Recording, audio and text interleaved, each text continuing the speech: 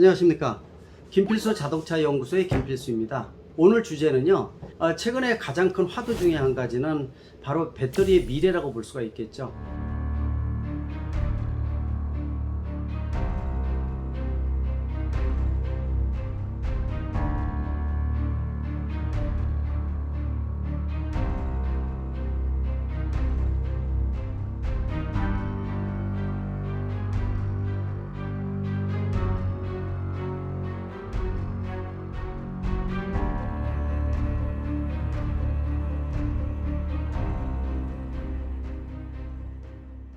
최근에 들어와서 무궁해 자동차인 전기차가 득세가 되고 있고, 그 흐름이 가속화되다 보니까 내연기관차의 역사가 점차 짧아지는 것은 상당히 지금 걱정이 된다고 볼 수가 있습니다.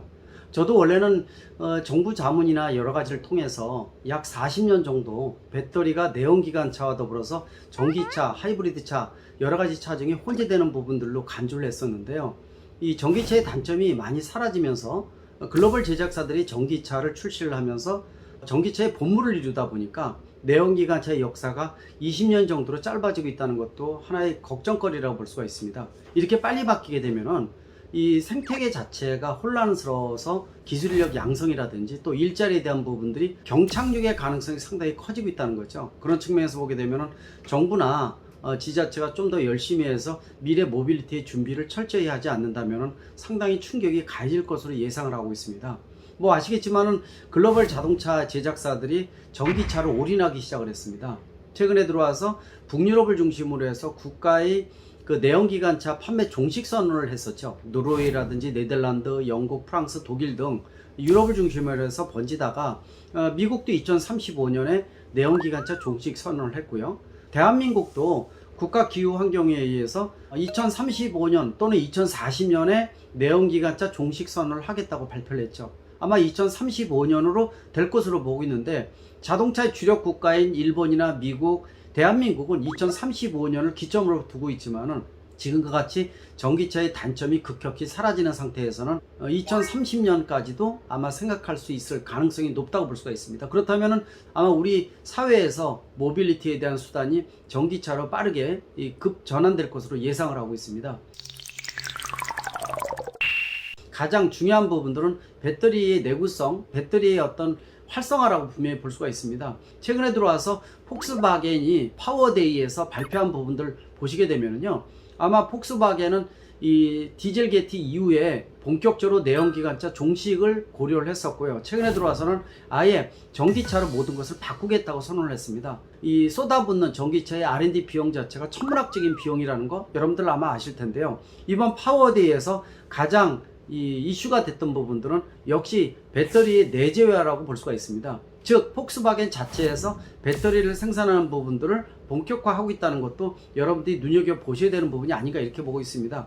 특히 각형 배터리를 본격적으로 공급하겠다라고 얘기를 하면서 기존의 파우치형을 공급했던 국내의 배터리 이 3사 입장에서는 상당히 곤혹스러운 부분이 많아졌다고 볼 수가 있습니다. LG 에너지 솔루션을 비롯해서 SK 이노베이션, 삼성 SDI 각각이 이 만들어내는 배터리의 종류가 좀 틀리다고 볼 수가 있죠. 삼성 SDI가 원통형을 만들어내서 테슬라 쪽에 공급을 하고 있고요. 에너지 솔루션 같은 경우에는 파우치형과 더불어서 각형에 대한 부분들을 만들어내고 있습니다. 그러나 SK 이노베이션 같은 경우에는 파우치형만 만들다 보니까 이번에 폭스바겐사에서 각형 배터리로 공급을 주로 축을 옮기겠다고 선언을 하면서 상당히 좀 곤혹스러운 부분이 나왔다고 볼 수가 있거든요. 물론 세 가지 배터리 자체가 장단점이 교차하기 때문에 어느 거 배터리 자체가 가장 우수하다 이렇게 보기는 상당히 어렵습니다. 그러다 보니까 세계적인 글로벌 자동차 제작사들이 모두 다 사용하는 배터리 종류가 세 가지가 혼재되어 있는 상태라고 보고 있습니다. 그러나 전기차 판매의 2위를 차지하는 폭스바겐 그룹이 향후 5년 이후에 세계 1위로 올라서겠다라고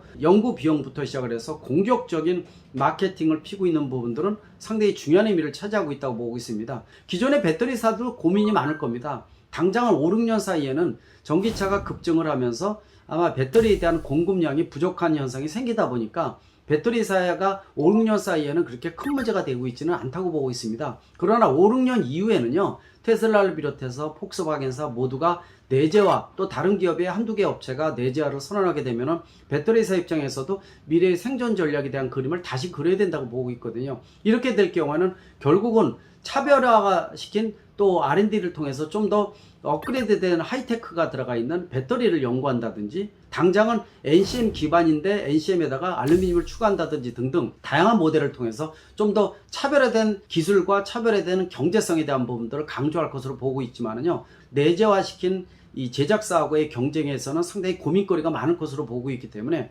위탁 생산에 대한 부분들도 흐름이 가속화될 것으로 보고 있습니다. 특히 일반 내연기관차 대비해서 전기차는 이 위탁 생산이라든지 만드는 데 있어서는 훨씬 더 내연기관차보다 유연성이 크다고 볼 수가 있거든요. 그런 측면에서 보게 되면 향후 이 전기차가 이 연간 판매가 1, 2천만 대 이상이 넘어가게 되면은요, 아마 배터리사들도 각종 시스템을 통해서 전기차를 직접 생산하는 이런 그림도 분명히 예상할 수가 있습니다. 전기차 하게 되면은 당장 고속 전기차만 있는 게 아니라 초소형차인 마이크로 모빌리티도 있고요, 전동 킥보드 같은 퍼스널 모빌리티, 즉 PM 같은 것들도 존재를 하기 때문에 워낙 다양한 이동수단이 앞으로 전기차를 기반으로 해서 이런 그림이 나올 것으로 좀 보고 있기 때문에 향후 5, 6년 이후에는요, 글로벌 자동차 제작사의 배터리 내재화와 더불어서 배터리사의 어떤 전기차의 본격 진출에 대한 것들도 충분히 예상을 할 수가 있습니다. 특히 국내 3사 배터리사들이 모두 다 그룹에 소속되어 있기 때문에 자체적으로 배터리뿐만이 아니라